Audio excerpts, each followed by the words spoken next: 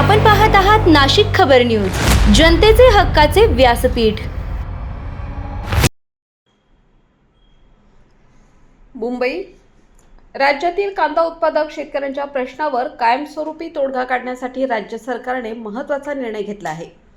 मुख्यमंत्री देवेंद्र फडणवीस यांनी सचिव स्तरीय समिती स्थापन करण्याचे निर्देश दिले असून ही समिती शेतकऱ्यांना तातडीने मदत करण्यासाठी उपाययोजना सुचवणार आहे। विधान भवनात झालेल्या बैठकीत मुख्यमंत्री बोलत होते। या बैठकीस उपमुख्यमंत्री सुनेत्रा अजित पवार, मंत्री छगन भुजबळ, राधाकृष्ण विखे पाटील, गिरीश महाजन, जयकुमार रावल, दत्तात्रय भरणे, नरहरी झिरवाळ आणि दादाजी भुसे उपस्थित होते। मुख्यमंत्री फडणवीस म्हणाले की दरवर्षी कांद्याचा प्रश्न निर्माण होत असल्याने दीर्घकालीन उपाययोजना करणे अत्यावश्यक आहे। कांद्याचे उत्पादन वाढले असले तरी त्याला योग्य बाजारपेठ मिळत नसल्याने शेतकऱ्यांचे नुकसान होत आहे। त्यामुळे निर्यात वाढवणे, दर स्थिर ठेवणे आणि पुरवठा साखळी सुधारण्यावर भर दिला जाणार आहे। यासोबतच कांदा व्यापारातील गैरप्रकार रोखण्यासाठी कडक पावले उचलली जाणार असून व्यापाऱ्यांमार्फत होणारे शेतकऱ्यांचे नुकसान थांबवण्याचे निर्देश देण्यात आले आहेत।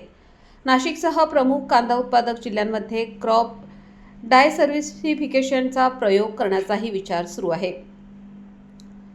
पुढील 2 ते 3 महिन्यात दीर्घकालीन धोरण निश्चित करून त्याची अंमलबजावणी केली जाणार असल्याचेही मुख्यमंत्र्यांनी स्पष्ट केले आहे।